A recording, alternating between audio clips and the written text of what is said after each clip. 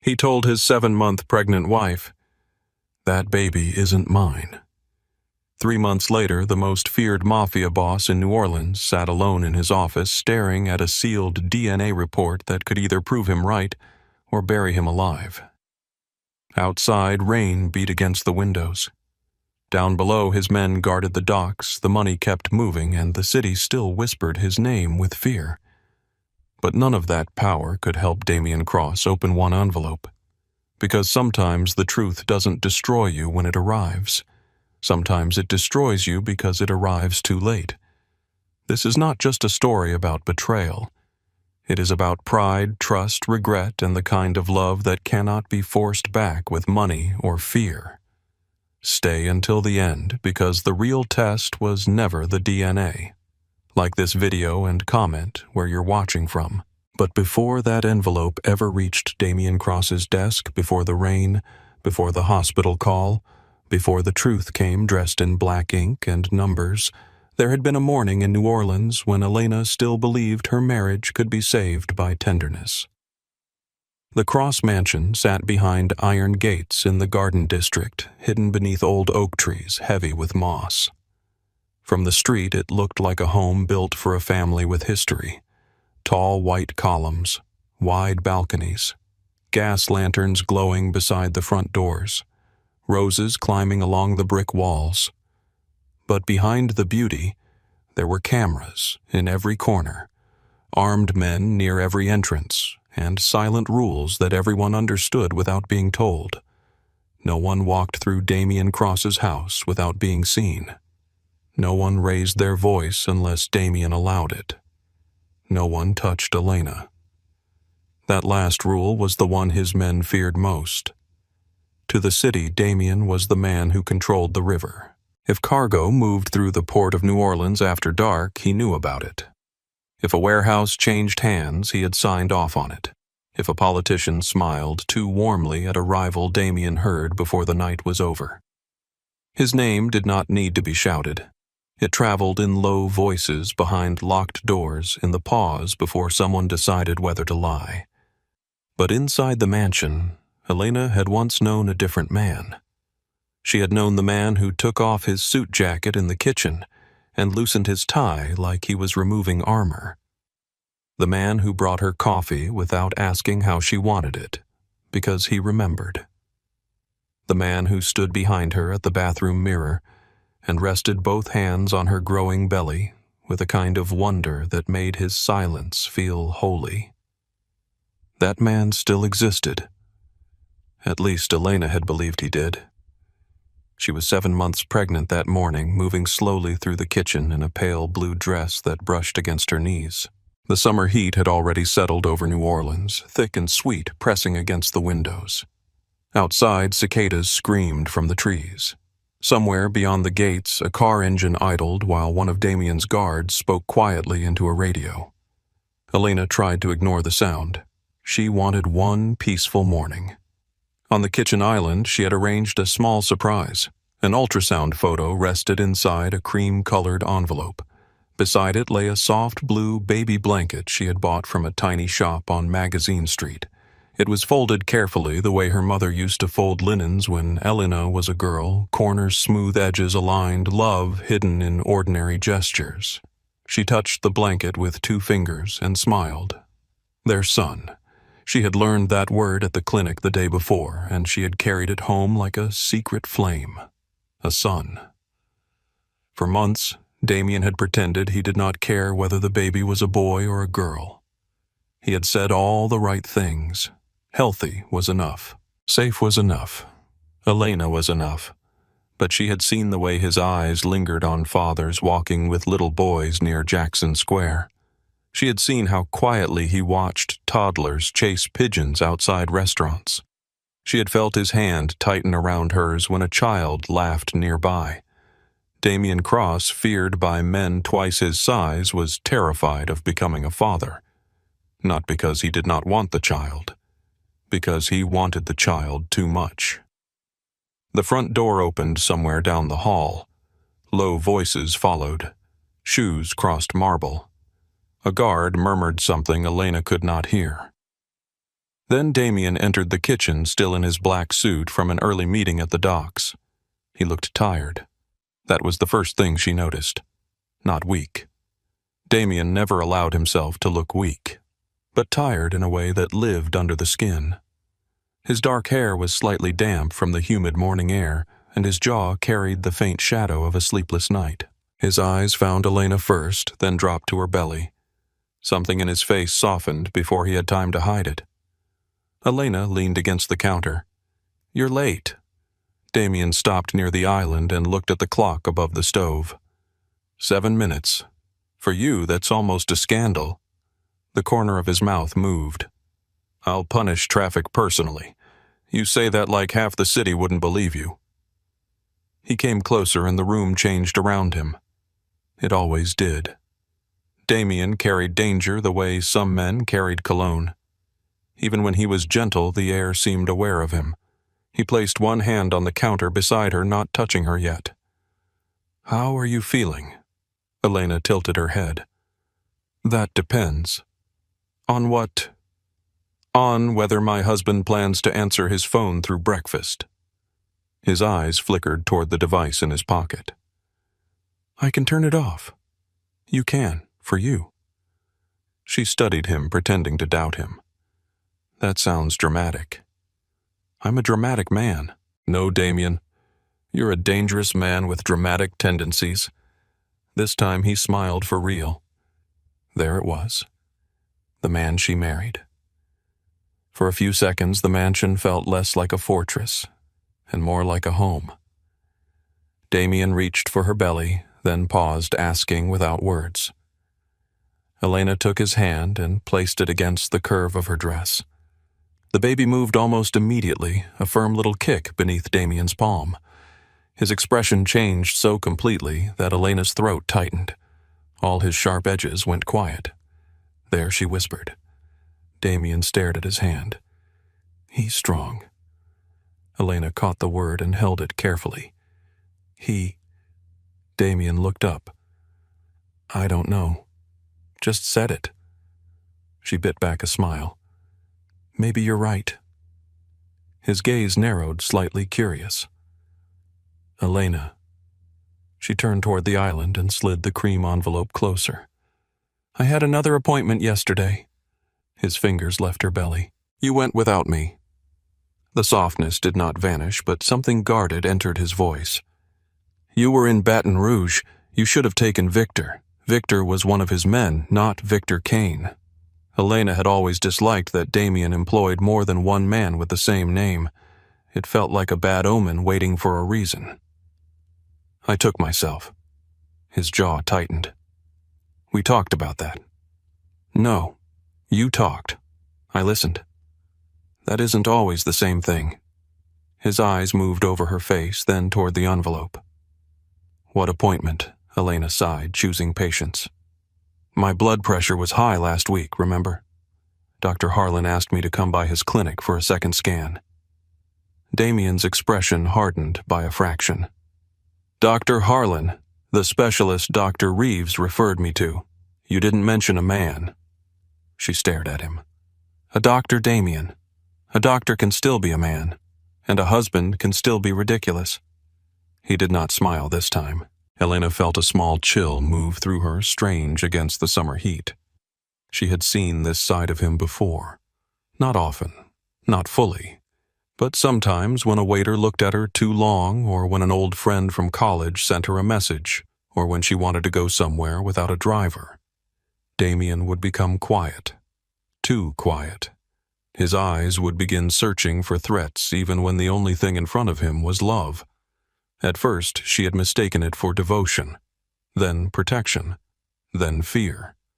Now she was not sure where one ended and the other began. She pushed the envelope toward him anyway. "Open it." He looked at it, then at her. "What is it?" "A surprise." The baby kicked again. Elena rested a hand on her belly. Damien reached for the envelope. His phone buzzed. The sound cut through the kitchen like a blade. Elena closed her eyes. "Damien." He did not take the phone out. It buzzed again. Then again. His hand remained over the envelope, but his attention had shifted. She watched the change happen in his body before it reached his face. The slight tightening of his shoulders, the stillness in his fingers, the old obedience to danger. "Turn it off," she said softly. He took the phone from his pocket. "I just need to see who it is." That was the kind of sentence that had eaten hundreds of moments from their marriage.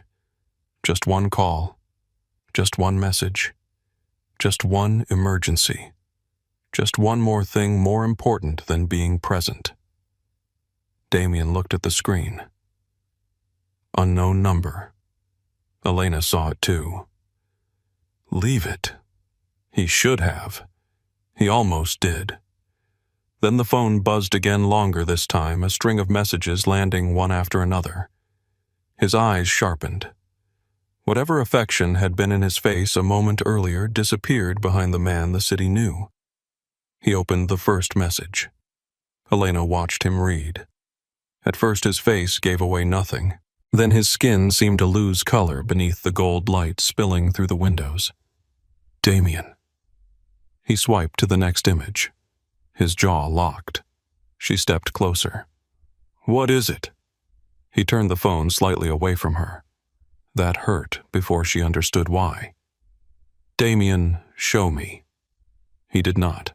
She reached for the phone, but he lifted it out of reach, not roughly, but with enough control to remind her that this kitchen, this house, this entire world had been built to obey him. Her heart began to pound. "Show me." Slowly, he turned the screen.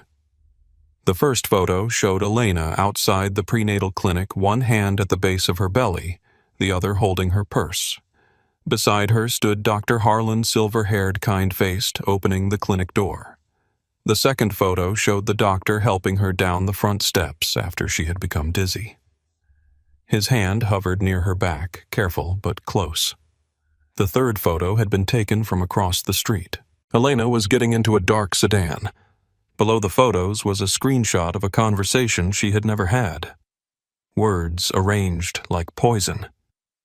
"I can't keep hiding this from him. He'll never know the baby isn't his." Damien read the message again. Elena stared at it, unable to breathe. "That's fake." He said nothing. She looked up. "Damien, that is fake." His eyes were not on her face. They were on her stomach. It was such a small movement. A glance, less than a second.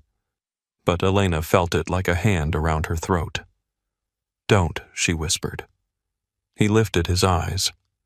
There was pain in them, real pain. But pain can become cruel when it refuses to ask where it came from. "Who is he?" She blinked. "What?" "The man." "Dr. Harlan. I told you. You told me Dr. Reeves. I told you Dr. Reeves referred me to him. You didn't tell me you got into his car." "I didn't." His stare sharpened. "The photo says otherwise. The photo shows me getting into a car, my car, with a driver from the clinic because I was lightheaded and they didn't want me walking alone to the parking lot. Convenient." The word landed harder than a shout. Elena took one step back. He saw it. Some part of him saw that he had frightened her. For an instant, regret crossed his face. Then the old wound rose up and swallowed it. The room around him changed. He was no longer standing in a bright kitchen with his pregnant wife. He was 12 years old again, standing barefoot at the top of a staircase in his father's house, listening to his mother break in the room below. He could still remember the sound. Not loud, not dramatic. Just one breath pulled wrong, like someone had reached into her chest and moved her heart out of place. His father had stood near the front door with another woman's perfume on his coat and lies still wet on his tongue. His mother had asked one question. Damien had not understood it then. "How long did you expect me to live beside a stranger?" The next week, a baby appeared in the newspapers. Not officially. Nothing in families like theirs was official unless money made it so. but everyone knew. Men in restaurants stopped speaking when Damien entered. Women at charity lunches looked at his mother with pity, too polished to be kind. His father denied everything until denial became useless. Then he paid people to be quiet and called it handling the situation. Damien learned young that love did not protect anyone. Proof did. Power did. Control did. And if you were foolish enough to trust without evidence, you deserved the knife when it came. Elena did not know the full shape of that memory. He had given her pieces over the years, never the whole wound. Damien did not like anyone seeing where he could bleed.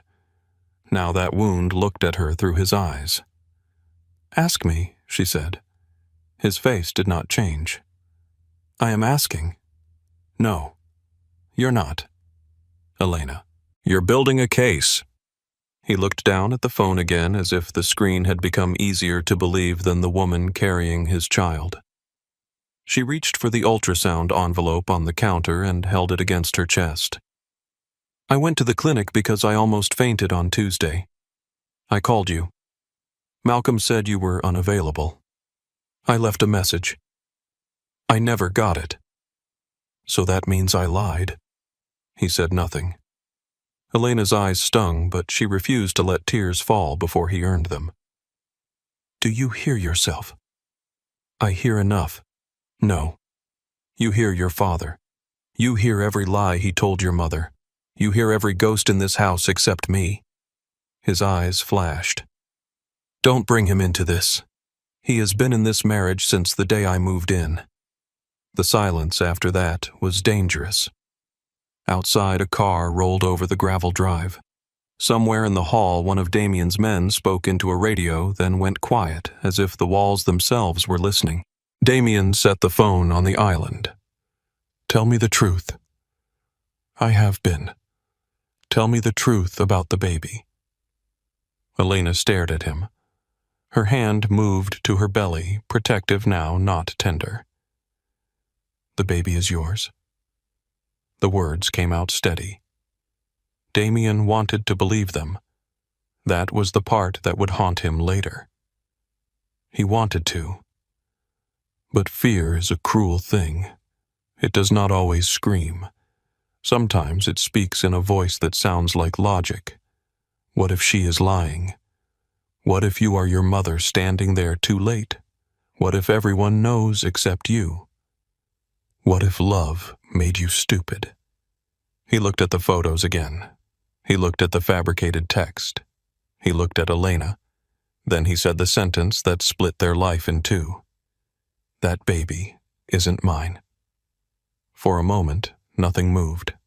Not Elena, not Damien, not even the light. The words seemed to remain in the air between them, too ugly to fall. Elena's face changed slowly, first confusion, then disbelief, then something quieter and far more painful. It was not the face of a woman who had been caught.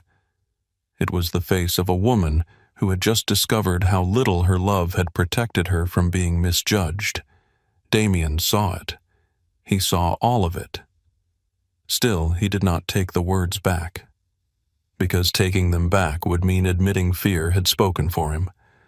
Elena placed the ultrasound envelope on the counter. With careful fingers, she opened it and took out the photo. She laid it beside his phone. A tiny profile. A curved spine. One little hand near the face. Damien stared at it. Elena touched the edge of the image. "I was going to tell you today." Her voice did not break. That made it worse. "You're having a son." Damien's throat moved, but no sound came. She picked up the blue blanket next. For a second, she held it in both hands, looking down at it like it belonged to a future that had vanished while she was still standing in the room. Then she folded it once and tucked it under her arm. Damien took a step forward. "Elena." She lifted her eyes. "No." The word stopped him more effectively than any gun. "You do not get to say my name like you are the wounded one." His face tightened. "I did not say that. You did not have to." She removed her wedding ring. Damien's gaze dropped to her hand.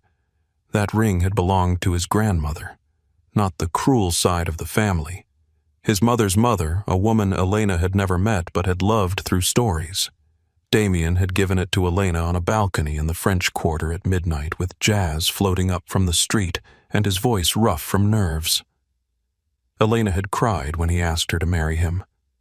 Now she slid the ring from her finger as if removing a thorn. "Elena, don't." She placed it on the marble island. The sound was small, a soft click, barely anything. But Damien would hear it in his sleep for the rest of the season. "If that is what you believe," she said, "then there is nothing left for me to prove." He stared at the ring. "You're leaving because I asked questions. No, I am leaving because you already answered them."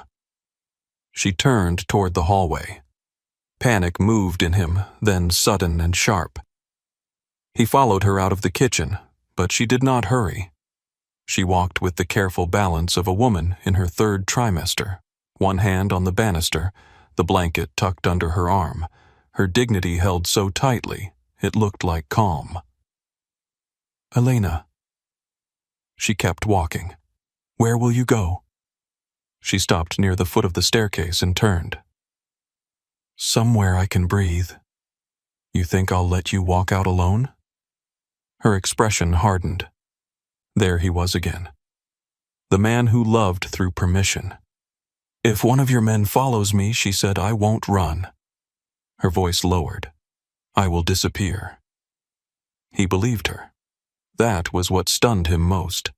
Not that she could leave, not that she was brave enough, but that the gentle woman who read books to children, who cried during old movies, who left notes in his coat pockets when he had hard days, had a kind of steel in her that his world had not created and could not command.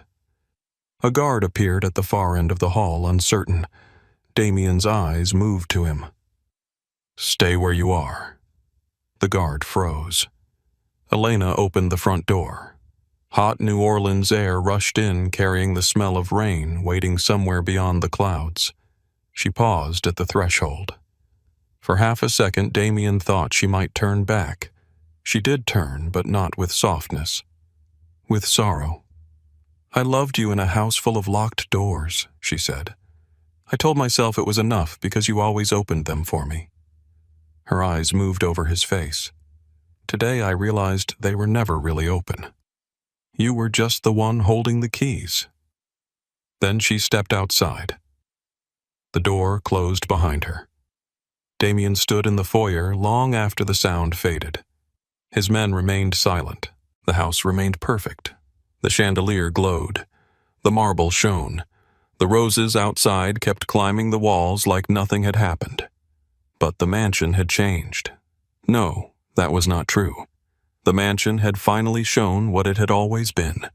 A beautiful place to lose someone. Hours passed before Damien returned to the kitchen. The coffee Elena had made him sat cold beside the envelope. The ultrasound photo remained on the counter, face up, untouched. The wedding ring caught the light from the window. His phone buzzed again. Another message from the unknown number. "Still sure, cross." Damien stared at it until the screen went dark. He should have called her then. He should have run after the car. He should have driven through every street in New Orleans until he found her, fallen to his knees if that was what it took, and asked her to tell him the truth one more time while he listened like a husband instead of a judge. Instead, he stood alone in the kitchen and let pride dress itself as patience. Let her calm down, he told himself. Let the facts come out. Let the test settle this. Those were the words he used. Facts. Test. Truth. Clean words for a filthy wound. That night, Damien did not sleep in their bedroom. He sat in his office with the lights off, watching rain slide down the windows while the city moved below him. Men called. Deals waited. Someone needed approval on a shipment. Someone else wanted permission to pressure a councilman. The Cross Empire continued to breathe. Elena did not call. By morning, Malcolm Reyes stood in the doorway with his hands folded in front of him, watching Damien like a man measuring the distance between a spark and a fire. "Where is she?" Damien did not look away from the window. "Gone. Gone where, if I knew, she would not be gone." Malcolm was quiet for a long moment. What happened? Damien's mouth tightened. She lied. Malcolm did not answer quickly. That was one of the reasons Damien trusted him. Malcolm never rushed into agreement just because fear filled the room. "Did she?" Damien finally turned. "You saw the photos. I saw photos. And I have seen men die because they believed the first thing placed in front of them." Damien's eyes went cold. "Careful." Malcolm lowered his gaze, but not in surrender. "With respect, boss, that is what I am being." The word boss felt wrong in that room. Damien looked at the ultrasound photo on his desk. He had brought it there without remembering doing it. The tiny image rested beside a stack of contracts and a loaded pistol. A son. Maybe his. No, he would not think, maybe. He would not let hope make him weak. "Find out where she went," Damien said.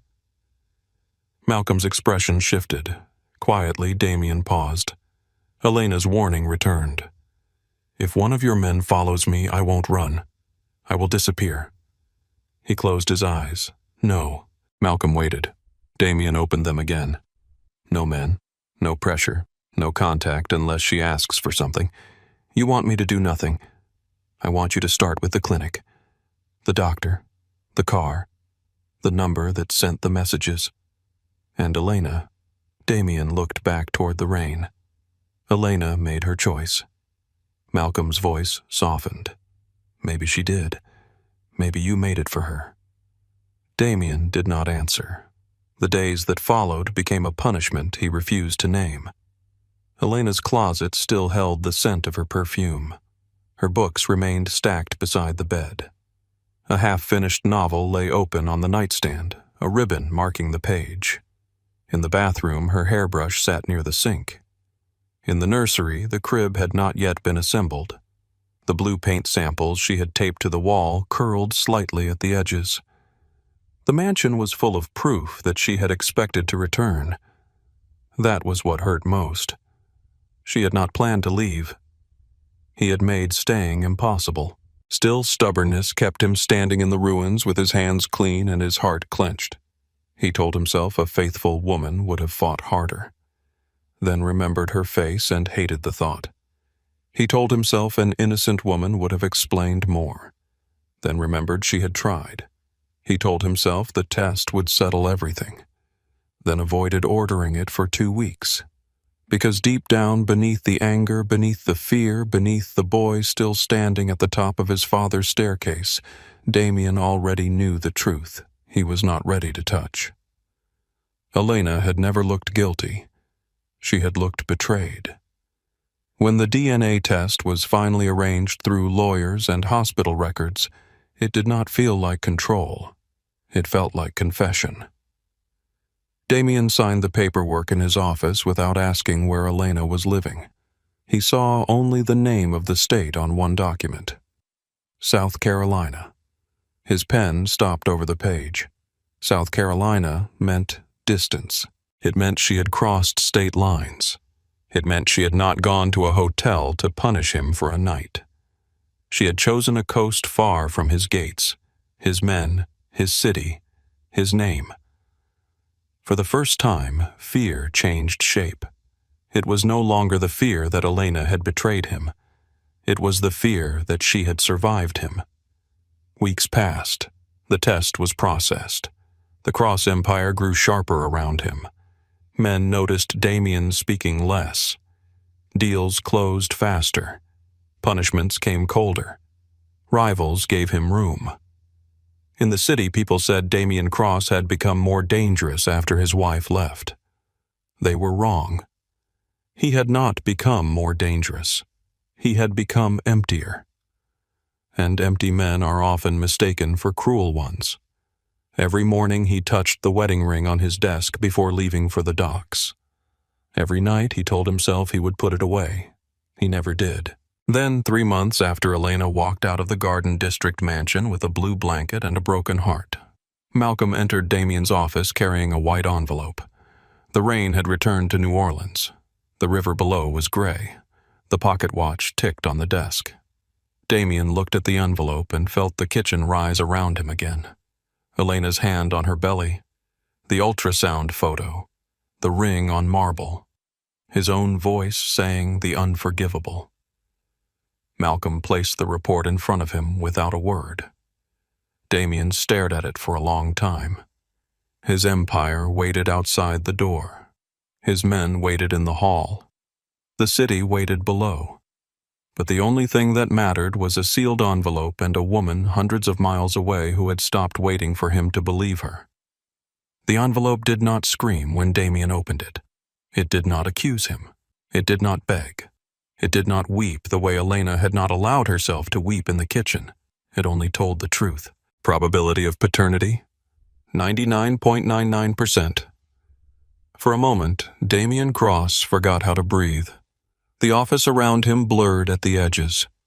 The rain streaking the windows, the gray Mississippi below the Black River barges moving through the fog. Malcolm standing near the desk with the stillness of a man who already knew the floor was about to fall away. The child was his son. The son Elena had tried to show him with trembling hope in her hands. Damien stared at the page until the ink became meaningless lines. The numbers did not move.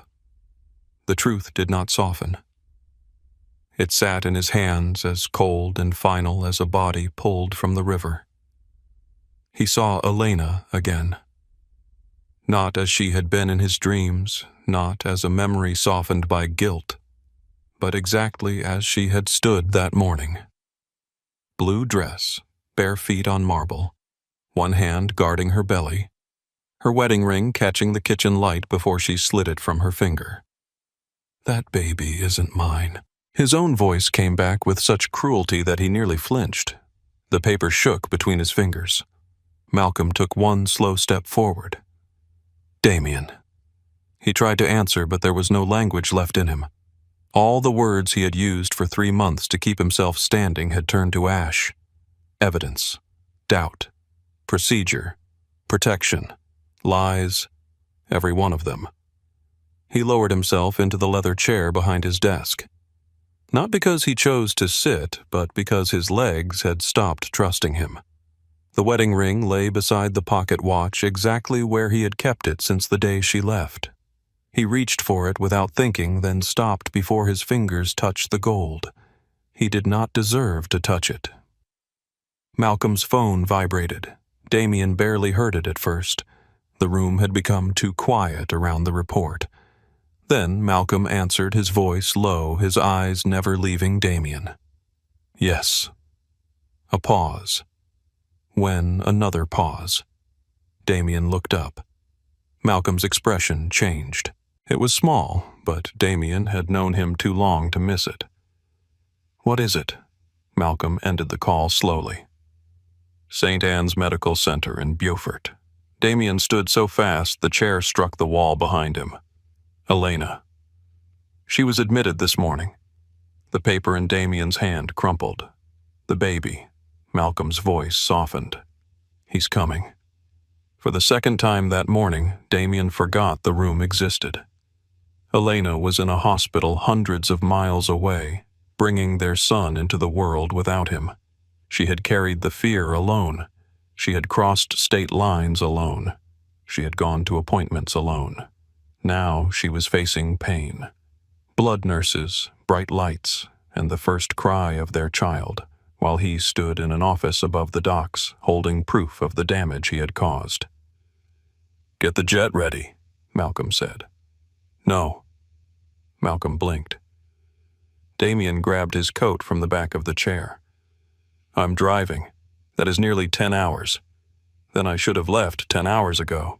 He folded the DNA report with care, though his hands were still unsteady, and slipped it inside his coat pocket. At the door, one of his men looked up from the hallway. "Boss, you want cars behind you?"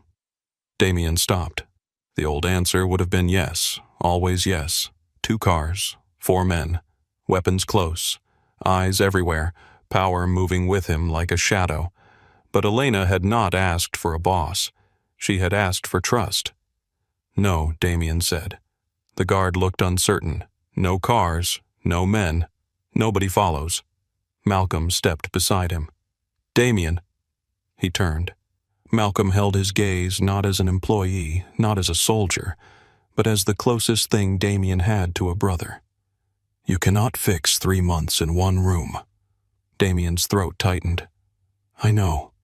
Then why go?" Damien looked once more at the office, at the ring, at the river, at the city that feared him and could not help him. "Because I should have been there before I needed proof." He walked out into the rain. The highway out of New Orleans stretched beneath a low sky wet and silver. Damien drove with both hands on the wheel, the city lights thinning behind him until the warehouses gave way to dark roads and long miles of open land. His phone sat on the passenger seat. Every few minutes he called Elena. Voicemail. Again. Voicemail. Again. Her recorded voice filled the car calm and distant. "Hi, this is Elena. Leave a message and I'll call you back when I can." He ended each call before the beep. What could he say in a message? "I believe you now." As if belief arriving late was a gift. "I'm sorry." As if those words were large enough to hold a woman giving birth alone. "Please let me come." As if he still had the right to ask for doors to open. He called the hospital twice. The first nurse told him nothing beyond the fact that Elena was stable. The second told him mother and baby were being monitored. Mother and baby. The words nearly sent him off the road. By midnight, rain had become mist. By dawn, the world outside his windshield turned pale. Gas stations appeared and disappeared. Coffee went cold in paper cups. His eyes burned, but he did not stop longer than necessary. Every mile felt like punishment. Every sign toward South Carolina felt too far away. In the silence, he remembered things he had missed. Elena standing in the nursery with paint samples in her hand.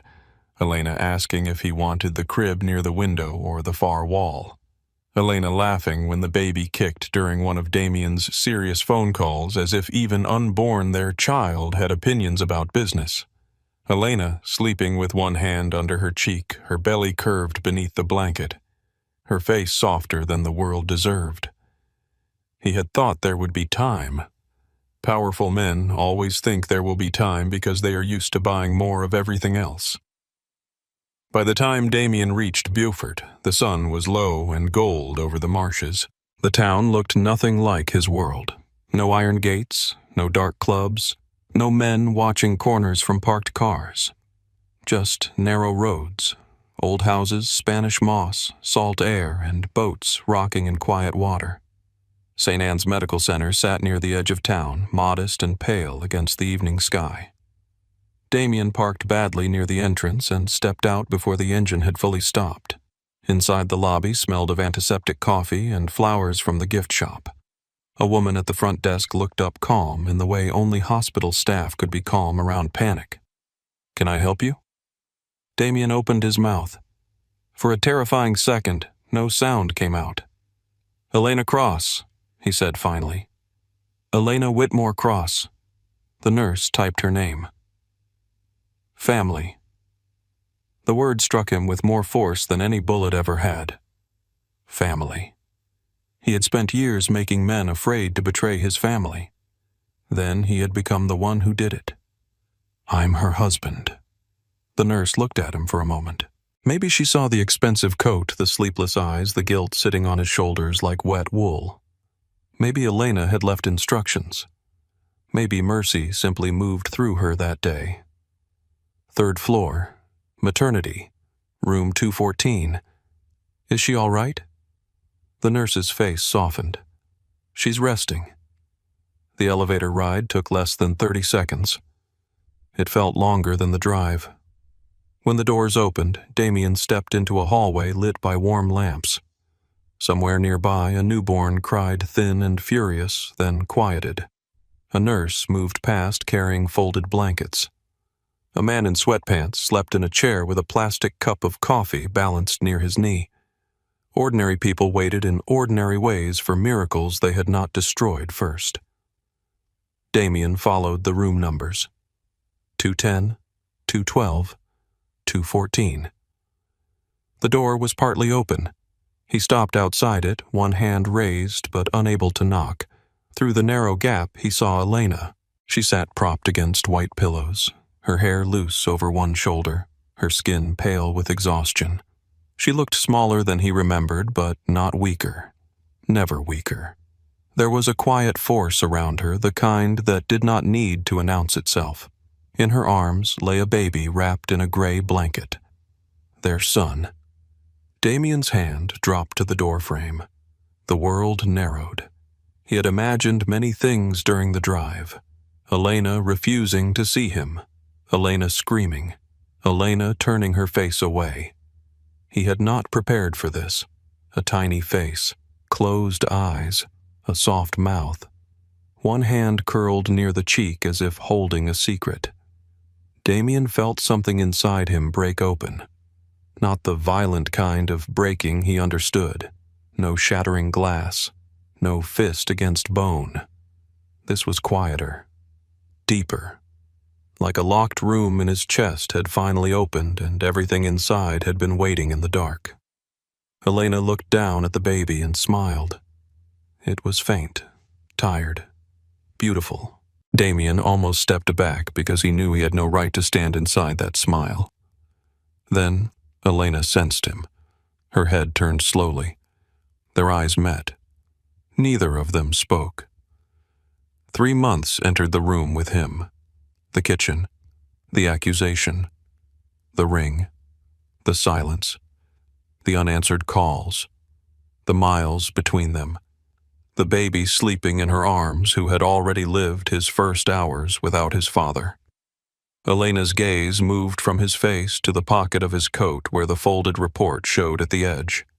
Understanding crossed her features. Not surprise, not satisfaction. Only a wound recognizing the knife that had finally been pulled free. "You found out," she said. Her voice was quiet, rough from labor. Damien stepped into the room. He stayed near the door. "Yes." Elena looked back down at the baby. Good. The word did not forgive him.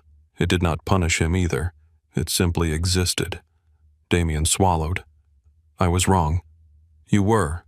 No anger, no raised voice. Just truth, and because it was truth, he had nowhere to hide. He looked at the baby again. "Is he healthy?" Elena adjusted the blanket. "He's perfect." The answer should have filled him with relief. Instead, it opened another chamber of guilt. Perfect, and he had questioned his right to exist. Perfect, and Damien had allowed a stranger's lie to stain his first place in the world. "What's his name?" Elena's arms tightened almost imperceptibly around the child. For a moment, Damien thought she would not tell him. Then she said, "Noah." His eyes closed. Noah. The name moved through him like prayer. Noah Cross. Elena looked up. Noah Whitmore Cross. Damien opened his eyes. The correction was gentle, but it stood firm. He nodded. "Yes, he should have your name too." Something shifted across Elena's face. Not softness, not trust. Maybe surprise that he had not fought her. The baby made a small sound, and both of them looked at him at once. For one fragile second, they were simply two parents watching their son breathe. Then the past returned. Damien took one step closer, then stopped. "Can I see him?" Elena did not answer immediately. He deserved that hesitation. He deserved worse. She looked at him for a long time, searching for the man who had once held her like she was the safest thing in the world. Whatever she found was not enough to make her hand over the baby. but she angled Noah slightly so Damien could see his face. It was more mercy than he deserved. Damien moved closer, slow and careful, as if approaching a flame. Noah's skin was warm brown and pink, his eyelashes impossibly fine. He had Elena's mouth, Damien's dark hair, a small crease between his brows that made him look annoyed by existence. Damien let out a broken breath. "Hello, Noah." The baby did not wake. Damien's eyes burned. He had not cried when his father died. He had not cried when he took over the family. He had not cried when men he had known for years disappeared from the world one by one. But standing beside a hospital bed looking at the son he had denied, Damien Cross felt tears fall before he could stop them. Elena saw. Her expression did not change. Perhaps once his tears would have moved her. Perhaps once she would have reached for him, wiped them away, told him not to carry pain alone. Now she only watched. That was the cost. "I don't expect forgiveness," he said. "That's wise." The words hit cleanly. He nodded once because she was right. "I don't know what to say." Elena looked down at Noah. "You always knew what to say when you wanted men to obey you." "This isn't that." "No, it isn't." Silence filled the room. Damien heard the hum of machines, the distant roll of a cart in the hallway, the soft breath of his son. "I should have listened." Elena's eyes lifted. That was the first thing he had said that seemed to reach her. "Yes," she said. "You should have." He forced himself to continue, though every word felt like walking through broken glass. "I let those messages tell me who you were." "No, Damien." He went still. Elena's voice remained low, but there was steel beneath it. "You let them confirm what some part of you already feared." He could not argue. Not honestly. She shifted Noah higher against her chest. The worst part was not the test. His throat tightened. It was not even the accusation. She looked at him then, and he had to stand still beneath it. "It was how fast you believed I could betray you." Damien's mouth opened, but nothing came. Elena's eyes shone, but her voice did not break. "I was carrying your child, standing in our kitchen asking you to hear me, and you looked at me like I was evidence." The sentence cut deeper than rage could have. He lowered his eyes. "I know." "No," she said softly. "You are beginning to know." Noah stirred. Elena kissed his forehead with a tenderness that made Damien ache. He wanted to touch his son. He wanted to touch her shoulder. He wanted to go back into the kitchen and rip the phone from his own hand before the first message opened. But want did not matter. Not anymore. A nurse entered to check Elena's vitals. Damien stepped back immediately. The nurse glanced between them, reading the room without asking questions. Elena answered softly when spoken to. Damien stood near the wall, hands at his sides, feeling useless in a way no empire had prepared him for. After the nurse left, Elena leaned her head back against the pillow. "You should go." The words were quiet. Damien felt them like a door closing. "Can I stay outside?" Her eyes opened. "Why?" He answered honestly, "Because leaving feels like doing it again." Elena studied him. "I'm tired. I know. I don't have strength to manage your guilt." He nodded. "You won't have to." She looked doubtful, and he could not blame her. "I'll sit outside," he said. "No demands, no questions. If you tell the nurses to remove me, I'll go." For a while, Elena said nothing. Then she looked down at Noah. "Do what you want, Damien. You always have." He accepted the blow because it was earned. In the hallway, Damien lowered himself into a plastic chair outside room 214. It was too small for him, too hard, too bright under the hospital lights. He stayed anyway. Hours passed. Nurses moved in and out. A doctor came by.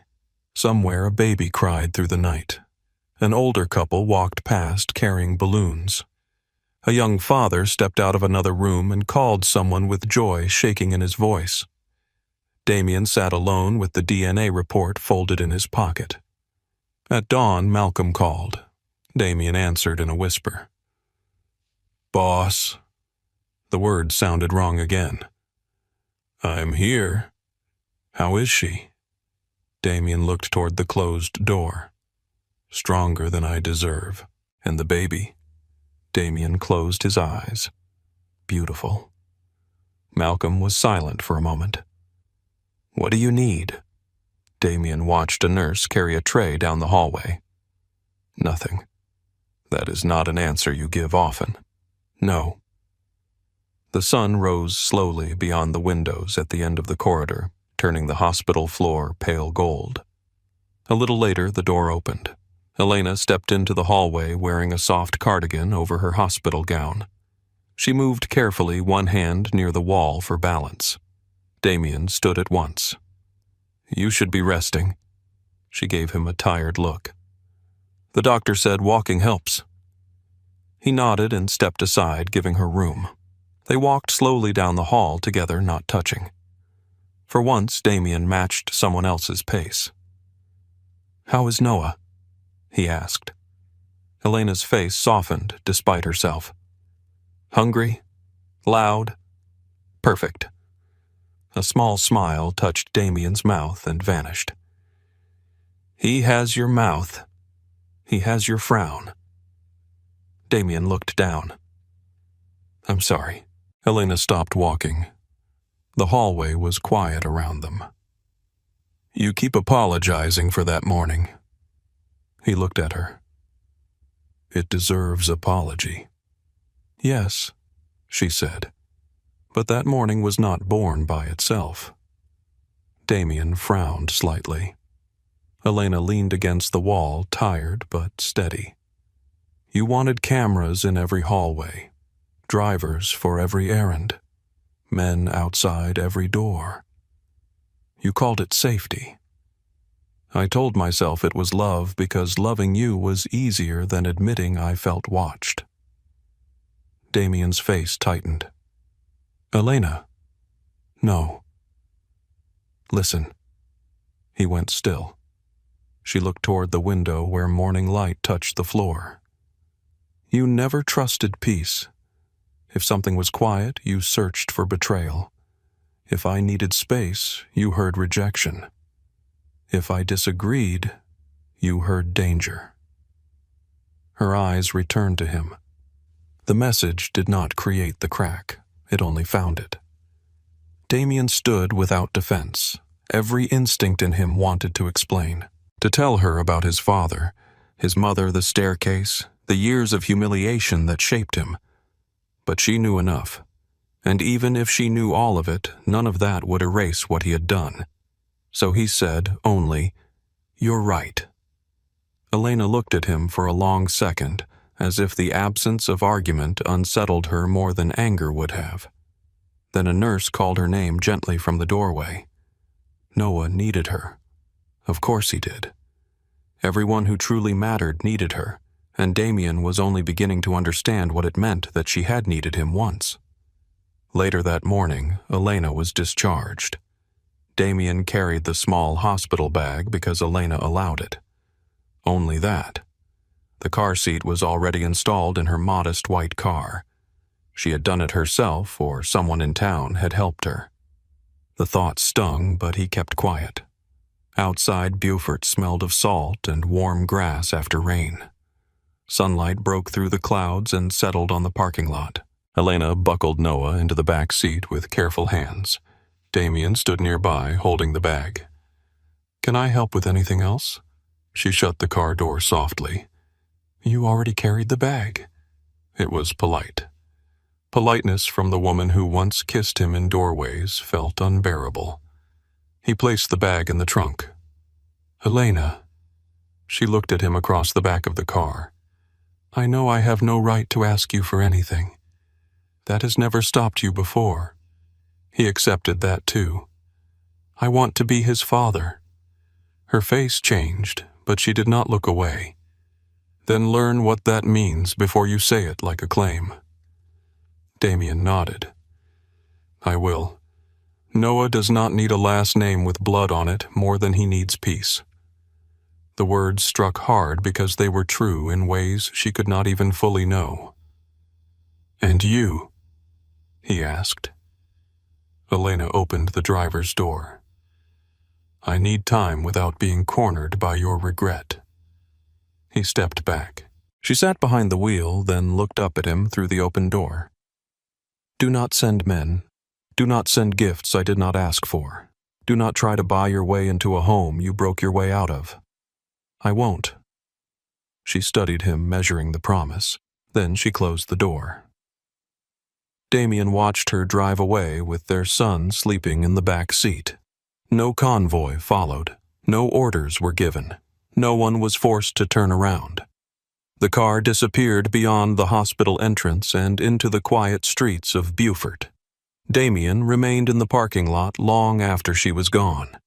For the first time in his life, there was no enemy to threaten, no deal to make no amount of money large enough to change the thing standing in front of him. Only absence, only consequence, only the thin, painful beginning of understanding that Elena had not taken his family away. He had handed it to grief and called it proof. When Malcolm called again, Damien looked toward the road where Elena had vanished. Do you want me to arrange a flight back? Malcolm asked. Damien watched the South Carolina wind move through the trees. No. Where are you going? Across the street, a small inn faced the harbor. Its sign swung lightly in the breeze. The paint was chipped. The porch sagged a little. It looked nothing like a place Damien Cross belonged. He started walking toward it. I'm staying. Damien Cross had slept in rooms above casinos, in guarded penthouses, in safe houses with steel doors hidden behind bookshelves. He had crossed borders with men willing to die for him and sat across from politicians who smiled while their hands shook under the table. He had lived most of his adult life surrounded by protection. The inn across from the Beaufort harbor offered none of that. His room was on the second floor at the end of a narrow hallway that smelled faintly of lemon cleaner and old wood. The key was brass, not coated. The lock turned with a tired click. The wallpaper near the window had begun to peel from the salt air, and the bed dipped in the middle as if too many lonely people had slept badly in it. Damien stood inside the doorway for a long time, holding a small overnight bag he had bought from a store near the hospital. He had not packed when he left New Orleans. Men like him did not pack. Men like him had things brought to them. Not this time. Through the window he could see the harbor. Fishing boats rocked in the gray light. A gull cried somewhere above the roof. The town moved at a speed that made no sense to him. No one rushed. No one looked over a shoulder. No one seemed to know that Damien Cross was standing above the street with his empire hundreds of miles behind him and nothing in his hands except regret. His phone rang before he took off his coat. Malcolm. Damien answered without sitting down. Tell me, the lieutenants are asking when you're coming back. Damien looked at the harbor. They can keep asking. Victor Kane is moving. That name usually sharpened something inside him. Tonight it barely reached the surface. Moving how he is trying to get 2 dock foremen to break contract. He thinks your attention is elsewhere. It is. Malcolm went quiet. Damien, I know what he's doing. You also know what happens if he thinks grief made you weak. Damien closed his eyes. Grief. He had not let himself use that word. Grief belonged to funerals, to graves, to mothers clutching photographs. But maybe grief also belonged to hospital parking lots, to newborn sons driven away from fathers who had earned their absence to wedding rings left on marble. I'm not weak, Damien said. No. But you are distracted. Damien opened his eyes. Elena told me not to send men. Not gifts. Not guilt. She said that, yes, and you plan to listen. The question was quiet, but it carried history. Malcolm had watched Damien bend rooms to his will for years. He had watched him solve problems with money, silence pressure, and fear. Listening was not a tool Damien had used often. I plan to try. That will be new. Damien almost smiled, but it died before reaching his mouth. Keep New Orleans steady. Do nothing to Victor unless I say. You want me to do nothing while he reaches for your docks. I want you to watch him. And if he thinks watching means permission. Damien looked at his reflection in the dark window. Expensive coat, hollow eyes. A man who could command violence before breakfast and still could not earn one honest look from the woman he loved. Then let him make mistakes. Malcolm exhaled. You sound different. No, Damien said. I sound tired. He ended the call and placed the phone on the dresser. For the first time in years, no one stood outside his door. No guard, no driver, no armed shadow. Only the thin walls of the inn, the harbor wind, and the memory of Elena saying she needed peace. The next morning, Damien learned how small a town could make a powerful man feel. At the diner below the inn, 3 men in fishing jackets looked at him, once decided he was not from there, and returned to their coffee. A waitress with silver hair called everyone sweetheart and did not lower her voice when she asked if he wanted grits. The coffee was burned, the eggs were overcooked, the chair wobbled. Damien ate everything. Across the street, a woman pushed a stroller along the harbor walk. For one painful second, his heart struck his ribs. But the woman was not Elena. The baby was not Noah. He hated how quickly hope made a fool of him. By noon, old instincts returned. He called a private nursing agency and arranged overnight support for Elena. He ordered a car seat better than the one he had seen in her car. He sent groceries from the best market in town. He paid a florist to deliver white roses because Elena had carried white roses at their wedding. He had his attorney prepare an account for Noah with enough money to keep any child safe for life. Every action felt useful. Every action felt controlled. By late afternoon, everything came back. The flowers first left at the front desk of the inn with the card unopened. The groceries next delivered in paper bags by an annoyed teenage boy who said the lady told him to return them to the man in the black coat. The private nurse called to say Mrs. Cross had declined services. The car seat remained at the store marked refused. Only the diapers did not come back. Tucked into one grocery bag was a folded note. Damien opened it in his room while the harbor darkened outside. Noah can use diapers. I cannot use guilt. He read the sentence once, then again. Then he sat on the edge of the bed and held the paper between both hands. There was no cruelty in it. That was the worst part. Elena had not written to wound him. She had written to place a boundary where he had once placed a command. The next morning he canceled everything. No more deliveries. No more hired help. No more flowers that asked forgiveness without saying the words. He walked the town instead. Beaufort was smaller than New Orleans in every visible way, yet Damien found it harder to understand. People greeted one another by name. Shop owners stepped outside to sweep sidewalks that were already clean. Children crossed streets with backpacks bouncing against their shoulders. At the bakery on King Street, the woman behind the counter asked him if he wanted his usual before he had ever ordered twice. He began to recognize Elena's life by the places that softened when she entered them. The bakery owner set aside oat muffins because Elena liked them. The librarian near the park asked after Noah with real affection. The pharmacist kept infant drops behind the counter because new mothers often forgot what they needed until they needed it badly. The town had made room for Elena in ways Damien never had. That thought followed him for days. He saw her for the first time a week later near the harbor.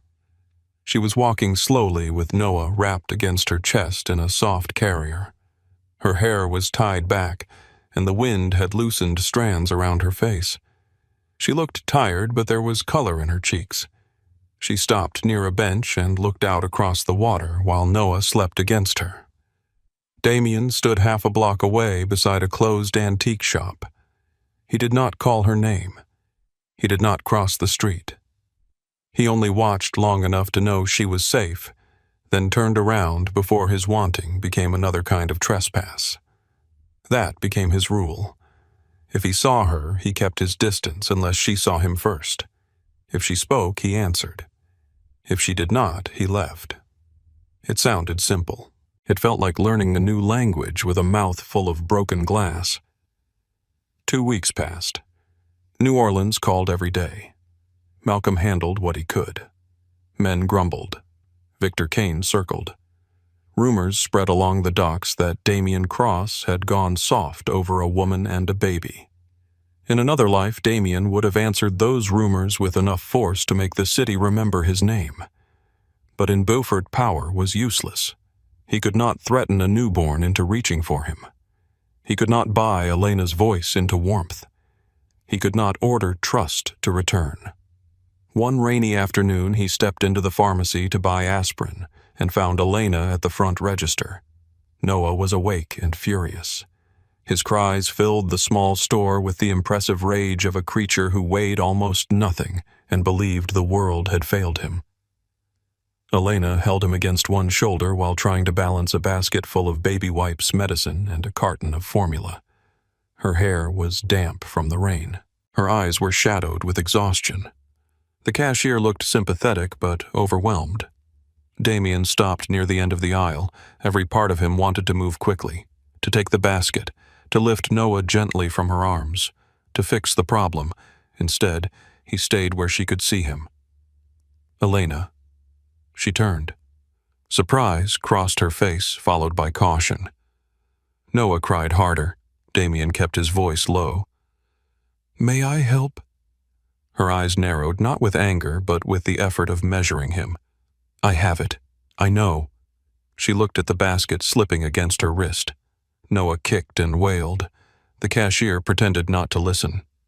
Damien waited. Elena's pride fought with her exhaustion. He could see it. He knew that fight because he had caused too much of it. Finally, without a word, she held out the basket. Not the baby. The basket. Damien took it as carefully as if she had handed him Noah himself. They finished at the register in silence. Outside, rain tapped against the awning in a steady rhythm. Damien carried the bag to her car while Elena buckled Noah into the back seat. The baby's cries softened into hiccups. Damien placed the bag in the trunk and stepped back. Elena shut Noah's door and turned toward him. "Thank you." Polite again, but not cold. "You're welcome." For a moment, neither moved. Then Noah made a small sound through the window. Damien looked down. A tiny hand pressed against the glass from inside the car seat, fingers opening and closing with no purpose except life. Damien forgot the rain. Elena saw it too. Her expression changed so quickly he might have missed it once. Pain, fear, softness, all of it gone in a breath. She opened the driver's door. "Goodbye, Damien. Goodbye, Elena." She drove away through the rain. Damien remained under the awning until the pharmacist came outside and asked if he was all right. He said yes. It was a lie, but a smaller one than he used to tell. That night, Malcolm called after midnight. Damien answered from the balcony of his room. Fog rolled over the harbor, blurring the lights on the water. "What did you find?" Malcolm did not waste time. The anonymous messages came through a chain of burner accounts.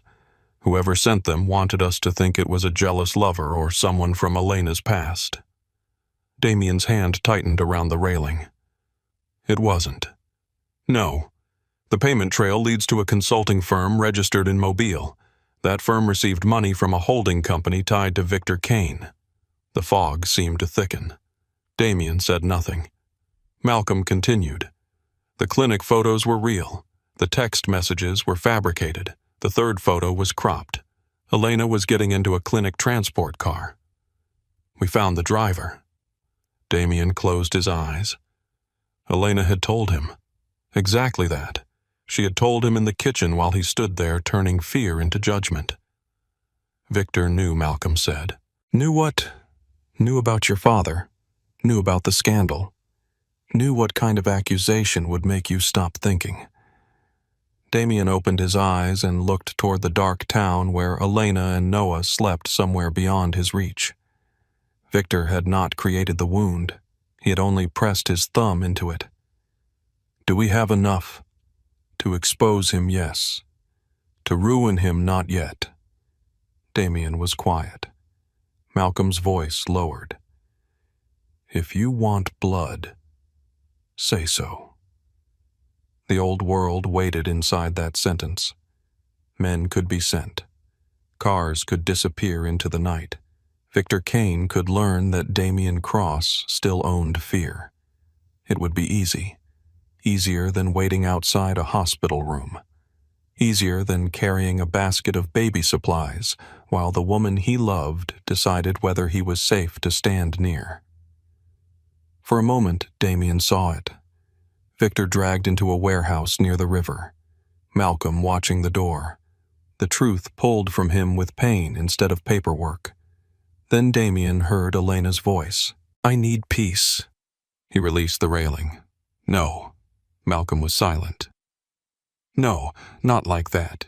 He nearly destroyed your family. Damien looked toward the harbor. I did that. You did not fake the messages. No. I believed them. The words settled between them. Damien spoke again before Malcolm could answer. Build the case. Follow the money. Get the driver's statement. Get the clinic security footage. I want Victor finished in daylight. You sure? No bodies. No midnight lesson. No river. Malcolm's voice changed softer with something like approval. Understood.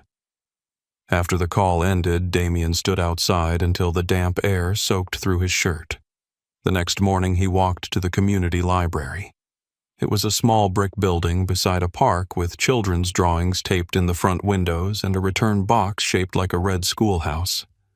Inside, the air smelled of paper floor polish and coffee from somewhere behind the desk.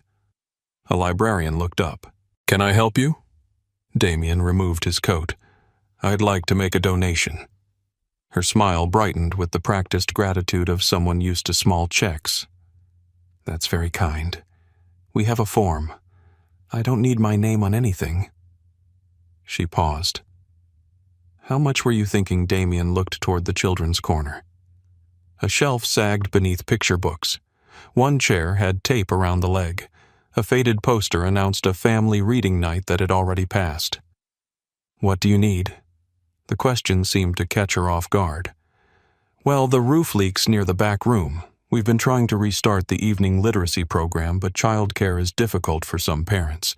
The children's section could use new books. We lost funding for summer reading last year. Damien listened. Really listened. Then he paid for all of it. Not with a speech, not with a plaque, not with the cross name shining over the door like another claim. Just paperwork signatures and a request that no one announce it.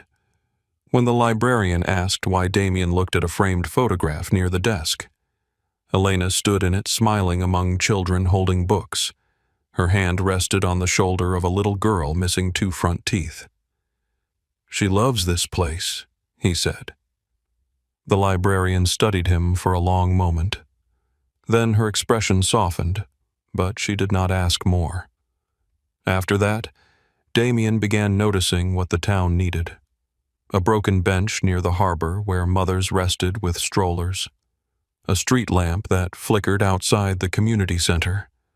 A leaking roof above a room where elderly men played cards on Thursday afternoons. A scholarship fund at the clinic for prenatal visits women could not afford. He paid quietly, sometimes with checks, sometimes through Malcolm, sometimes in cash placed in envelopes with no name. He told no one, but small towns have ears. And Elena had always known how to hear the truth behind silence. One afternoon, nearly a month after Noah's birth, Damien entered the bakery on King Street just as the lunch crowd thinned. The bell over the door rang softly. Warm air carried the smell of cinnamon butter and fresh bread. Elena sat by the window. Noah slept in a stroller beside her, one tiny fist near his cheek. A half-finished cup of tea sat near her hand. She looked up when Damien entered. He stopped. For a second, the old ache opened in him. Not sharp this time. Deep. "I can leave," he said. Elena looked at the empty chair across from her. "You can sit." Damien did not move. She raised an eyebrow. "I said sit, Damien, not take over the town." A breath left him almost a laugh, but gentler. He crossed the bakery and sat down slowly. The chair scraped against the floor. Noah slept on. Neither spoke at first. Outside, people passed beneath the bright afternoon sky. A woman carried flowers from the shop next door. A boy rode by on a bicycle, one hand off the handlebars, careless with joy.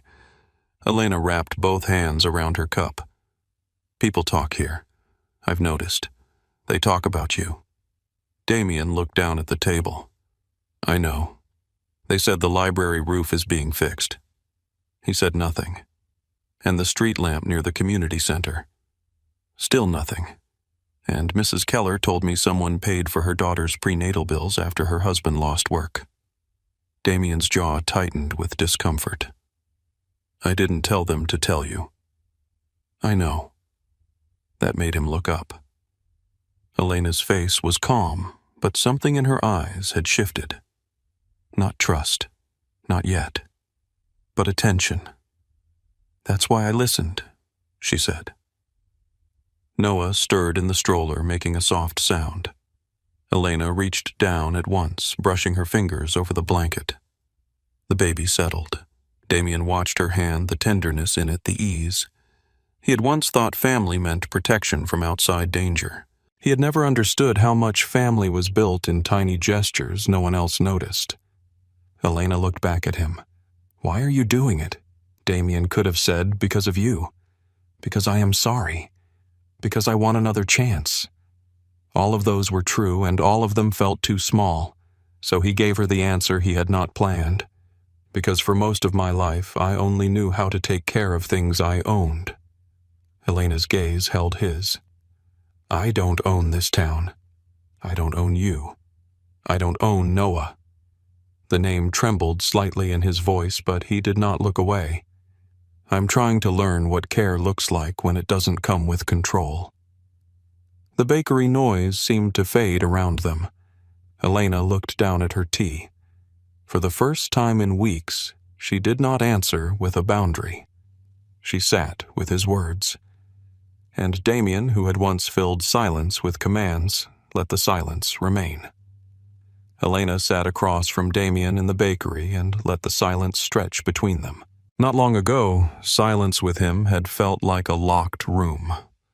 Now it felt different. Still heavy, still fragile, but no longer dangerous. Damien did not lean forward. He did not reach for her hand. He did not fill the space with promises, and that restraint unsettled her more than any apology could have. Outside the window, Beaufort moved through the afternoon in soft colors. Sunlight touched the brick sidewalk. A woman pushed a stroller past the flower shop. Two fishermen stood near a pickup truck laughing about something Elena could not hear. The world looked ordinary, and yet Elena knew ordinary things could carry the deepest ache. Noah shifted in his stroller, his tiny mouth opening in a sleepy yawn. Damien watched him, but he did not ask to hold him. That too was new. Elena looked down at her tea. "When I first came here, I thought I was grieving our marriage." Damien's eyes returned to her face.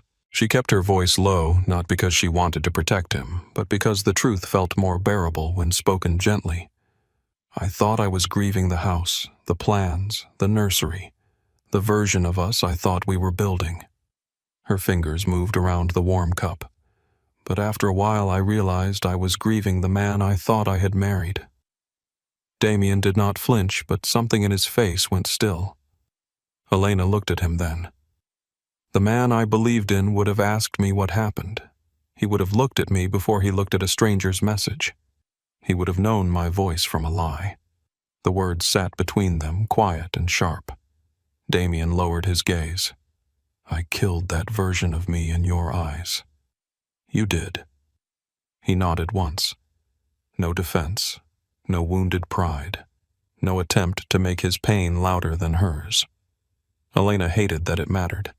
She hated that his silence was beginning to feel like change. I'm trying to become someone better, he said. No. His eyes lifted. Elena held his gaze. Don't become someone else just because guilt scared you. Become honest enough to face who you already were. For a moment, the bakery faded around them. Damien looked as if she had placed a mirror in front of him, and for once he did not turn away. I was afraid, he said. I know. That doesn't excuse it. No, it doesn't. He pressed his thumb against the edge of the table hard enough that his knuckle paled. My father taught me that betrayal always comes from inside the house. Elena's expression softened, but only a little. And you brought that lesson into our home. Yes, you made me pay for a crime I never committed. His voice dropped. Yes. Noah stirred again. Elena reached down, adjusted his blanket, and watched his face relax. When she looked back at Damien, his eyes were wet, but he did not use the tears. He did not make them her responsibility. That was new, too. I don't know how to trust this, she admitted. I know. You were sorry the night you came to the hospital. But sorry can be selfish. Sorry can mean you want relief. Damien looked at Noah. I don't want relief if it costs you peace. Elena studied him. Once a sentence like that from Damien would have sounded beautiful enough to believe. Now she listened for the weight behind it, for the place where words met action. The bell over the bakery door rang. A couple came in laughing, shaking the wind from their jackets. Elena turned her cup slowly. There's a farmer's market Saturday. Damien's face changed careful and almost startled. Elena kept her voice even. Noah likes music. Or maybe he just likes noise. It's hard to tell. Damien did not move. Are you asking me to come? I'm saying you may. His breath left him slowly. Thank you. Don't make it bigger than it is. I won't. Elena raised an eyebrow. You're already making it bigger than it is. That brought the smallest smile to his face. Then I'll try quietly. She looked away before her own mouth could soften. Outside, the afternoon light shifted on the window glass. For the first time since the hospital, Elena did not feel the urge to leave immediately. That frightened her. Saturday came clear and bright with a salty breeze blowing in from the water. The farmer's market filled the town square with striped tents, baskets of peaches, jars of honey, fresh bread, and flowers wrapped in brown paper. A small band played near the harbor banjo and fiddle, carrying through the warm air. Damien arrived early. He told himself it was because he did not want Elena waiting. The truth was simpler. He was nervous. He had faced judges, killers, senators, and traitors without a tremor in his hand. Yet standing beside a booth stacked with homemade jam, waiting for a woman with a baby stroller, made his pulse behave like it belonged to a younger, more honest man. Then he saw them. Elena moved through the crowd in a white cotton dress, one hand on Noah's stroller, her hair lifting in the wind. Noah wore a small blue hat that sat crooked over one ear. Elena looked down to fix it, smiling at her son with an ease that made Damien's chest ache. She was beautiful, but that was not what stopped him.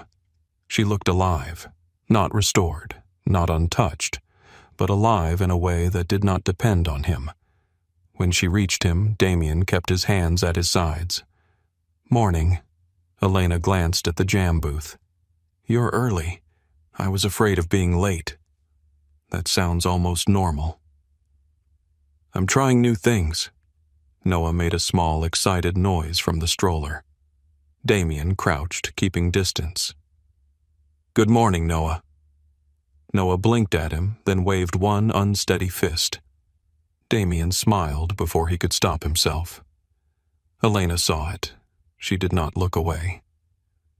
They walked through the market together slowly without trying to name what they were doing. Elena bought apples. Damien carried them because she handed him the bag without ceremony. Noah kicked his feet whenever the music grew louder. At one booth, an older woman selling quilts looked at Damien for too long, then smiled at Elena like she knew more than she should. Small towns did not need cameras. They had eyes. For a while it was almost easy. Then Damien's phone vibrated. He ignored it. It vibrated again. Elena noticed. "You can check it. I don't need to. You don't have to perform peace for me." The sentence stung because it was fair. Damien took out the phone. Unknown number. His body remembered before his mind did. Cold moved through him. The market noise thinned. The band blurred into distant sound. The smell of peaches and bread turned sickly sweet. He opened the message. A photograph filled the screen. Elena stood outside a legal office near the courthouse. Dr. Harlan was beside her, holding a folder. His hand was extended toward her as if he had just given her something. The angle was intimate enough to be made ugly by someone who wanted it ugly. Below it, a line of text appeared. "Some men never learn." Damien stared at the screen. The first instinct came like a match to dry wood. Ask who took the photo. Ask why she was with him. Ask why she had not told him. Ask whether anything had ever been true. His hand tightened around the phone. Elena was looking at him now. "What is it?" He heard her voice from the kitchen. "Ask me, Damien." He saw the blue dress, the ultrasound, the ring on marble. His son, asleep in a hospital room he had reached too late. The old fear rose familiar and poisonous, but this time Damien did not obey it. He turned the phone toward her. Not like evidence, like confession. "I got this." Elena looked at the photo. Her face went pale. Damien saw pain move through her eyes before anger reached them, not because she had been caught, because she was being placed back inside the room where he had once failed her. And she asked. The single word carried everything. Damien put the phone away. "And I'm asking before my fear decides it already knows." Elena stared at him. The market moved around them. A child laughed near the flower stall. The band kept playing. Noah kicked softly in his stroller, unaware that both his parents were standing inside the echo of the moment that had almost destroyed them. Elena's voice was careful. Dr. Harlan signed a medical statement for Noah's birth records. My lawyer needed it. That's why I was there. Damien nodded. Okay, that's it. That's it. You believe me?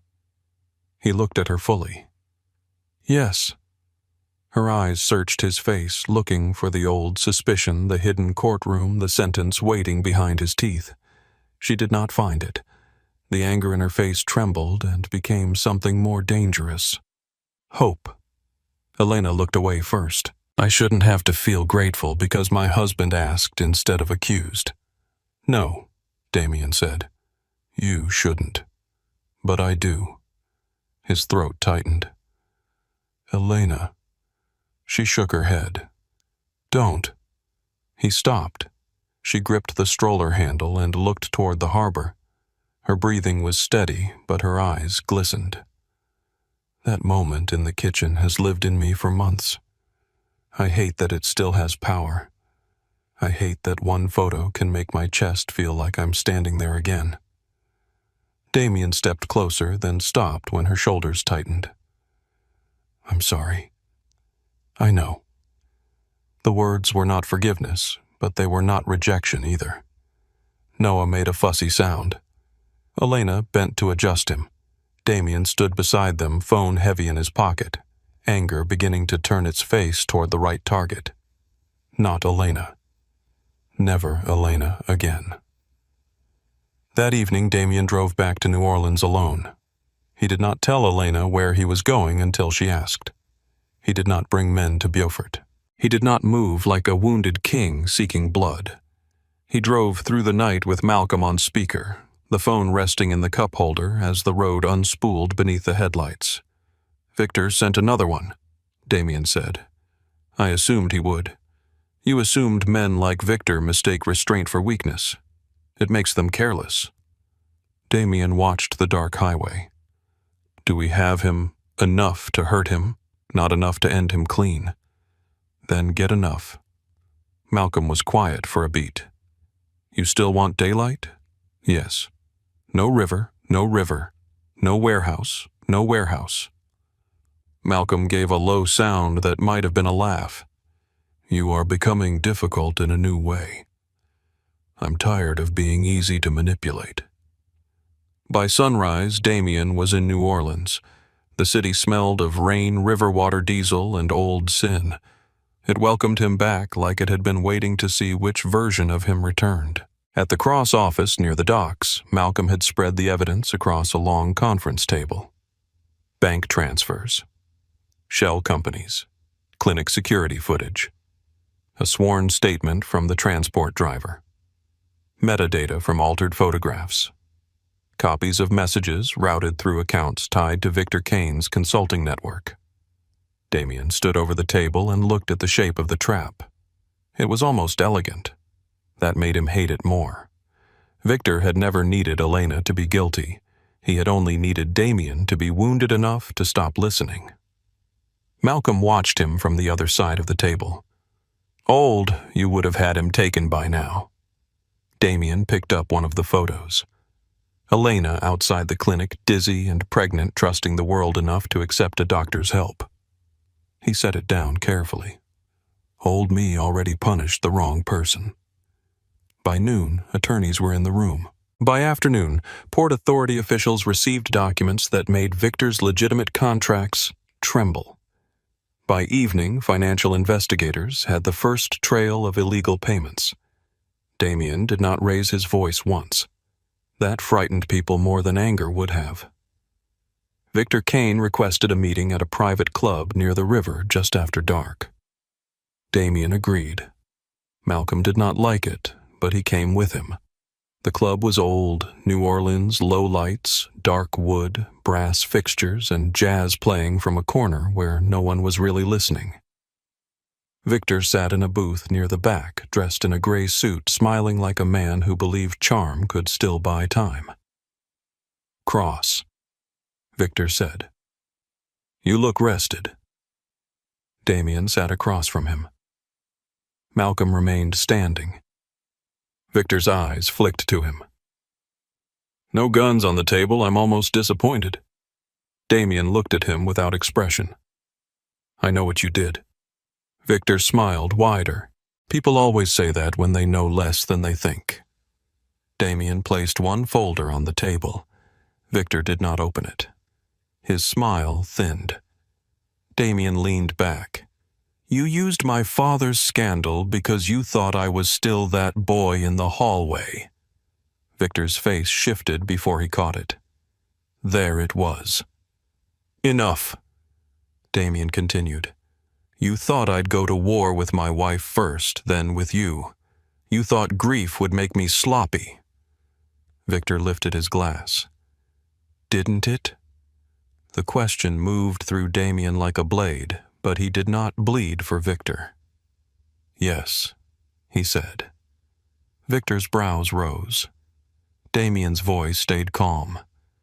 "It made me sloppy with the only person who mattered. I won't make that mistake twice." Victor set the glass down. "You think paperwork can hurt me?" "No." Damien stood.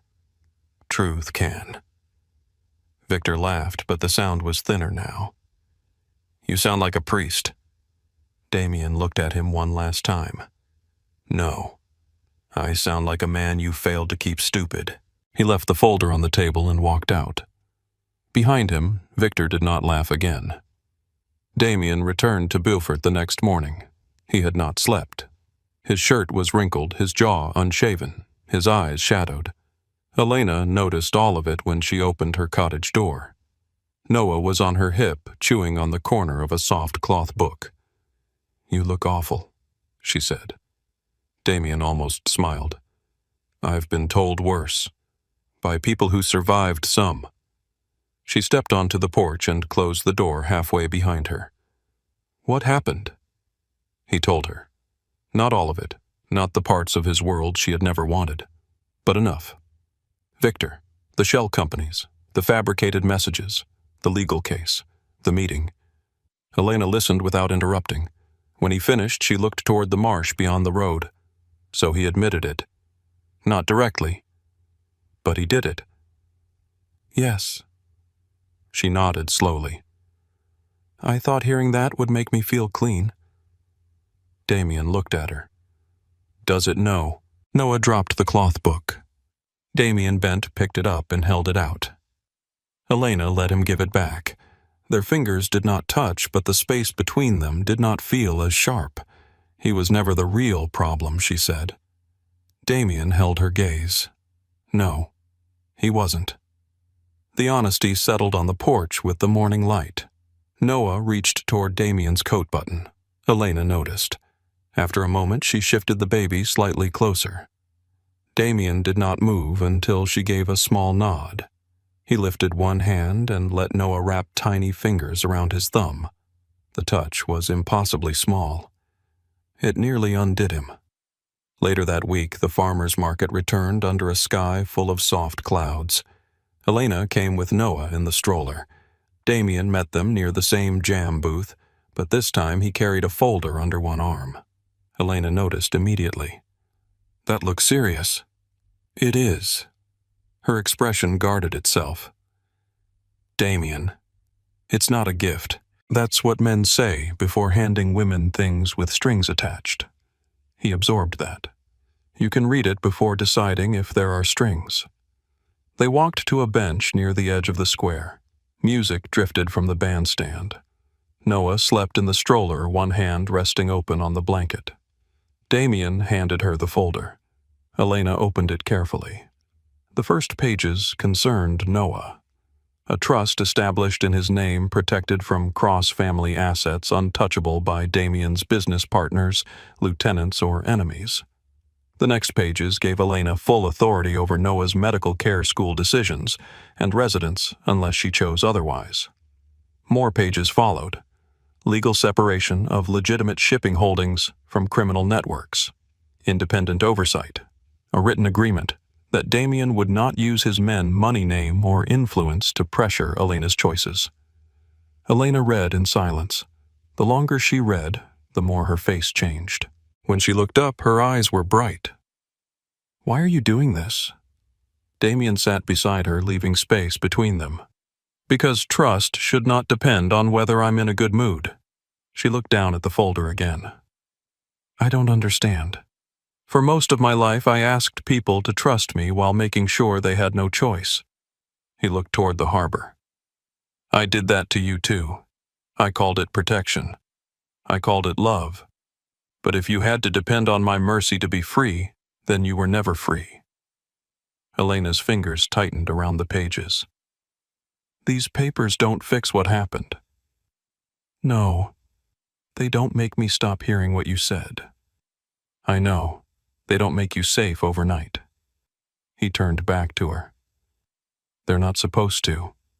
They're supposed to make sure you don't have to gamble your peace on my promises. For a long time, Elena said nothing. The music played. Noah slept. People moved around them, buying bread and flowers, arguing softly over peaches, living ordinary lives in the middle of their fragile one. Elena closed the folder. I'm still hurt. Damien nodded. I know. Some days I still wake up angry. You should. Some days I miss you and hate myself for it. His breath caught, but he did not reach for her. Elena looked at him then, and for the first time she let him see the conflict in her face. Love had not vanished. Pain had not either. They stood together inside her, neither willing to leave. I don't know what happens to us, she said. Damien's voice was rough. Neither do I. That scares me. Me too. The answer surprised her. Damien Cross had once treated uncertainty like an enemy. Now he sat beside her inside it, hands open, waiting without demanding the ending.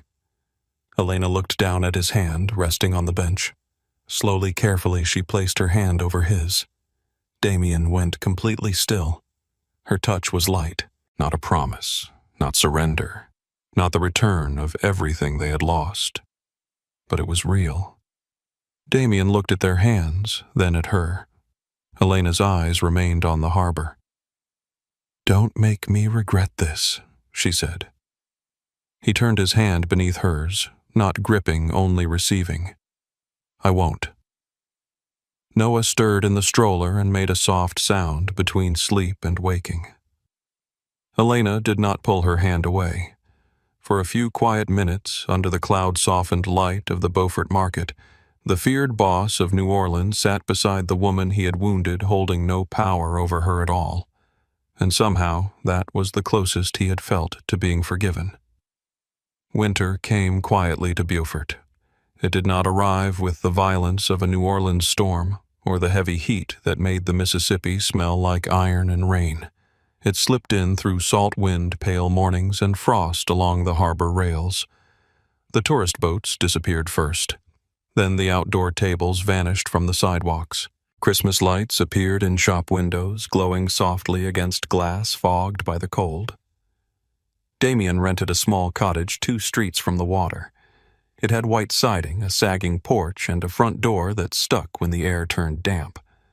The kitchen was too small for a man used to dining rooms that seated 20. The bedroom window rattled when the wind came off the marsh. The furnace clicked all night like it was arguing with itself. Damien loved none of it, but he stayed. Not because Elena asked him to. She had not. Not because Noah needed him there every day. He had not earned that yet. He stayed because leaving would have been easier, and for once he did not trust the easy thing. New Orleans still called. Malcolm handled what he could, and Damien drove back when he had to. The first few trips were tense. Men watched him differently. Some with doubt, some with curiosity. A few with the thin disrespect that appears when violent men mistake restraint for weakness. Damien noticed all of it. He let them notice him noticing. That was usually enough. When it was not, Malcolm reminded them that a man could choose not to spill blood and still remember how. But even on the days Damien returned to the city, he came back to Beaufort before the weekend. Sometimes near midnight. Sometimes with his shirt wrinkled and his eyes bloodshot. Sometimes with rainwater still on his coat. He would park outside his cottage, sit in the dark for a few minutes, and look toward the quiet road that led to Elena's house. He never went there uninvited. That was one of the first things he learned. Love was not arriving just because he missed her. Love was waiting until his presence was welcome. The second thing he learned was that babies did not care about reputations. Noah cried with the confidence of a tiny king. He did not care that his father had once made dock bosses tremble. He did not care that men in New Orleans lowered their voices when Damien entered a room. If his bottle was not warm enough, he screamed. If his blanket twisted under his leg, he screamed. If Damien made the mistake of sitting down after pacing for 40 minutes, Noah screamed as if betrayed by a trusted nation. The first time Elena let Damien stay for an hour while she showered, he treated the responsibility like a peace negotiation. Noah stared at him from the small bassinet in the living room. Damien stared back. "You and I," Damien said softly, "are going to remain calm." Noah hiccuped. "That's agreement enough." 3 minutes later, Noah began to wail. Damien tried the bottle. Noah rejected it with offense. He tried rocking. Noah arched his back like a man escaping capture. He tried humming, but the only tune that came to mind was a funeral song his grandmother used to play on Sundays. Noah cried harder. Elena stepped out of the hallway in a robe, hair damp, trying and failing not to smile. What happened to calm Damien looked at her. Noah red-faced in his arms. He violated negotiations. Elena laughed. The sound filled the little house so suddenly, Damien almost forgot the baby was crying. Then Elena came close, showed him how to hold Noah higher against his shoulder, how to sway with small steps, how to pat gently instead of like he was trying to restart a machine. Noah quieted. Damien looked down at him, stunned. Elena watched Damien's face soften. "You were holding him like he owed you information," she said. "I was under pressure. He weighs 12 pounds. He has influence." She laughed again, softer this time. Damien did not move. Noah's warm weight settled against his chest, small breaths brushing his collar. Something inside him loosened, painfully. He had spent most of his life holding power. This felt more dangerous. Weeks passed in small permissions. Elena allowed him to bring soup when she caught a cold, but only after he texted first. She let him push Noah's stroller during a harbor walk, but she stayed beside them. She let him sit on the floor while Noah practiced rolling over, though she reminded him not to make every milestone sound like a corporate achievement. He turned halfway over. Damien said one afternoon, watching Noah kick on a quilt. Elena folded tiny clothes on the couch. "Yes, that shows determination. That shows gravity. He has focus. He has feet he just discovered."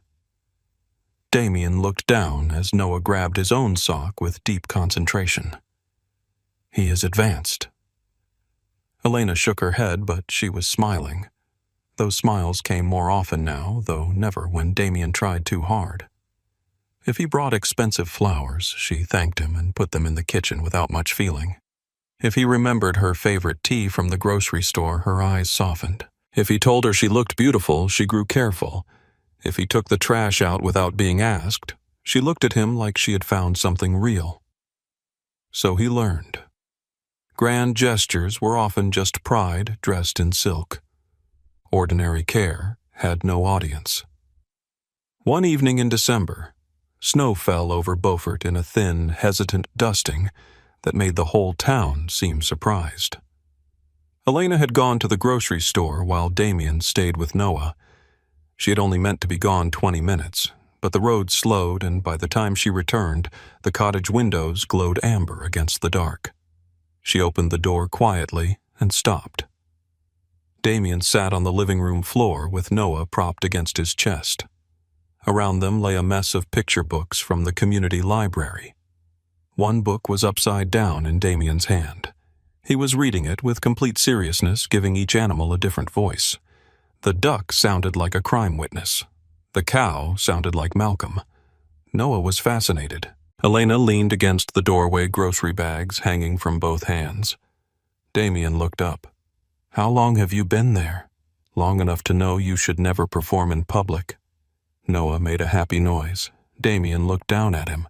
"He disagrees. He eats paper. He has taste." Elena came inside, smiling. She set the bags on the kitchen counter and stood there for a moment longer than necessary, watching them. There had been a time when this scene would have broken her because of how badly she wanted it. Now it frightened her because it no longer felt impossible.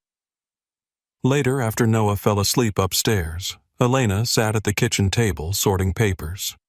Bills, clinic forms, library schedules, a recipe card from a neighbor. Damien stood at the sink, washing bottles, sleeves rolled up, moving with the careful focus of a man handling fragile evidence. Elena opened a small drawer and found the old library card. Her mother's card. The edges were faded, the blue ink worn nearly gray. The corners had softened from years in Elena's wallet, years in coat pockets, years carried from one version of life into another. Damien noticed the change in her face. "You still keep it with you." Elena touched the card with her thumb. "Always." He dried his hands on a towel and came closer, but not too close. "You told me once your mother loved libraries."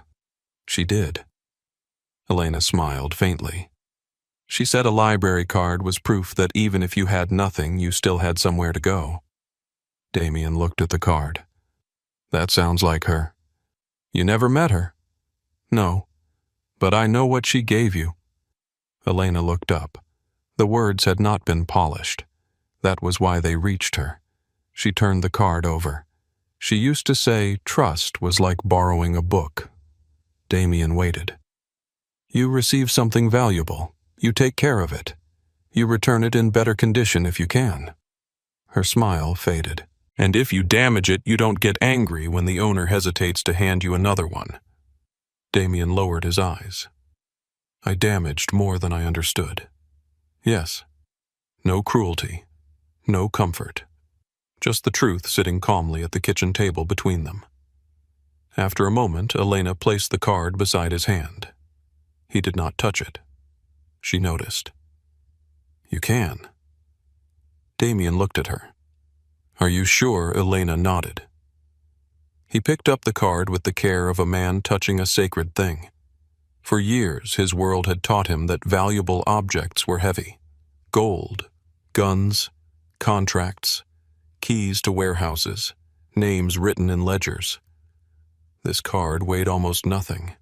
Still, his throat tightened. Elena watched him hold it.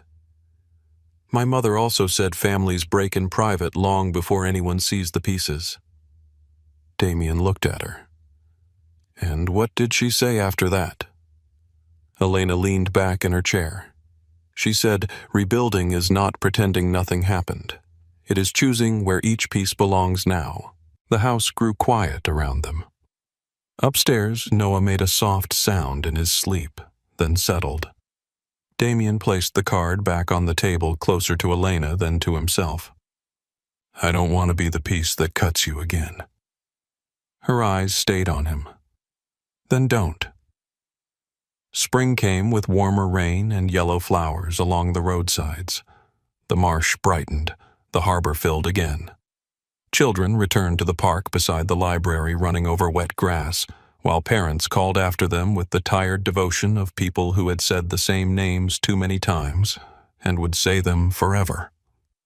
By then, Damien had become a strange but accepted part of Beaufort. He repaired a shelf at the library and did it badly enough that 3 children corrected him. He showed up at the diner every Friday and ordered coffee no one could convince him was good. He carried boxes for the literacy program and listened while the librarian explained where everything belonged. He let old Mrs. Keller tell him he looked too thin and then ate the biscuit she put in his hand, like he had been given an order from a higher authority. Elena noticed all of it. Not because people told her, though they did. Because Damien no longer seemed to be performing. He was simply there. One afternoon, she arrived at the library with Noah on her hip and found Damien sitting cross-legged on the children's rug, assembling a small bookshelf while 4 toddlers surrounded him with opinions. A little boy pointed at the side panel.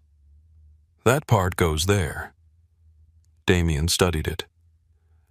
Are you sure? Yes. A little girl shook her head. No, it goes upside down. Damien nodded gravely. I see we have a leadership dispute. Elena covered her mouth to hide a laugh. Damien looked over and caught her. The smile that passed between them was small but easy. Later that evening, they walked along the harbor with Noah asleep in the stroller. Sunset spread gold across the water. Boats creaked against their ropes. A breeze moved through Elena's hair, and Damien kept his hands in his coat pockets so he would not reach for her without permission. Malcolm called, he said. Elena glanced at him. Everything all right? Yes. Victor agreed to a settlement. His port contracts are gone. The holding company admitted to funding the fabricated evidence. Elena listened her gaze on the water. For months the name Victor Kane had carried weight. Now as the waves tapped against the dock posts, it sounded smaller than she expected. So it's over, she said. That part is. She nodded slowly. I thought hearing that would feel different. So did I. She stopped walking. Damien stopped too. Elena looked out at the harbor. He lit the match. Damien's voice was quiet. I left the house full of gas. She looked at him then. There was no performance in his face, no attempt to be poetic. He meant it plainly, and the plainness mattered. "You were the wound," she said. He accepted it. "Yes." She studied him for a long moment. "You don't have to stay the wound." The words entered him slowly. He looked away because if he kept looking at her, he might ask for too much. Noah shifted in the stroller, kicking the blanket loose. Damien bent and tucked it back around him. Elena watched his hands, careful and practiced now. That night, when they reached her cottage, Elena did not invite him in right away. She stood on the porch with one hand on the stroller handle. Damien prepared himself for goodbye. Instead, she took her mother's library card from her purse. The worn card rested in her palm. Damien looked at it, then at her. "Elena." She stepped closer and slipped it into the breast pocket of his coat. His breath caught. "I'm not giving it to you," she said. He looked down at the pocket. "I know. I'm sharing it." The porch light glowed behind her. Noah slept between them. Somewhere down the street, a dog barked once and went quiet. Damien's voice was rough. "I'll take care of it." "I know." The words were soft. They were also the first time she had said that sentence without pain hiding behind it. Summer arrived almost 1 year after Elena had driven into Beaufort with swollen feet, a suitcase, and a heart she had been too proud to call broken. The annual library festival filled the park with tents folding chairs, lemonade music, and children running barefoot through the grass despite every adult telling them not to. Elena stood near the entrance helping organize books by age group. Noah, now walking with fierce uncertainty, toddled across the lawn toward Damien, who crouched with both arms open. Noah fell halfway there. Damien moved instantly, then stopped himself when Noah pushed up on his own, offended but determined. Elena saw Damien hold back. That mattered. Noah reached him and grabbed his jacket. "Da!" The word was small, barely formed. But Damien froze as if the whole park had gone silent. Elena's eyes filled before she could stop them. Damien looked at Noah, then at Elena, asking without words if he had heard correctly. She nodded. He picked Noah up slowly and held him close, his eyes closed against the top of his son's head. For a moment, Elena saw the man from the kitchen, the man from the hospital, the man from the inn, the man on the library floor, all folded into this one father, holding a child who did not know how much had been survived to reach his arms. After the festival, when the crowd thinned and the sky turned soft with evening, Elena found Damien sitting on the harbor bench. Noah slept in his stroller beside him, one hand curled around a cloth book. Elena sat down. Neither spoke for a while. The silence between them had changed again. It was not empty. It was full of everything they no longer needed to defend. Damien looked toward the water. "Do you ever think about how different everything could have been?" Elena followed his gaze. "Sometimes. I almost lost all of this." She reached for his hand. This time, she did not hesitate. "But you didn't. Because you gave me a chance." She shook her head. "Because you chose to become someone who could be trusted with one." He looked at their hands. "Do you trust me now?" Elena watched the lighthouse in the distance begin to glow against the darkening sky. "I trust who you keep choosing to be." Damien turned his hand and gently held hers.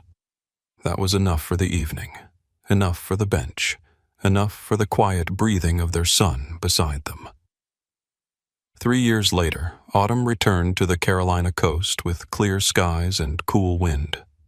Noah ran ahead along the shoreline collecting shells as if each one had been placed there for him alone. He had Damien's dark eyes, Elena's smile, and the reckless confidence of a child loved by two people who knew exactly what love had cost. "Mom, Dad, look." He held up a shell no bigger than his thumb. Damien crouched. "That is impressive." Noah beamed. Elena laughed. "You said that about the last 6. They were also impressive." Noah ran toward the old bench near the lighthouse path. Elena and Damien followed more slowly. The lighthouse beam swept across the water, steady and pale against the evening. Noah climbed onto the bench between them and pointed toward it. "It never stops working." Damien sat beside him. "That's its job." Even when it's dark, Elena brushed wind-blown hair from Noah's forehead. "Especially when it's dark." Noah considered this with the seriousness of a child deciding whether adults had finally said something useful. Then he jumped down to chase another shell. Elena leaned back against the bench. Damien sat beside her close enough that their shoulders touched. For a while, they watched the water. The past was still there. It always would be. It no longer stood between them with a knife in its hand. It sat farther back now, quiet, remembered, changed by the life that had grown around it. Elena slipped her hand into Damien's coat pocket and touched the worn edge of her mother's library card. He looked at her. She smiled. Damien covered her hand with his.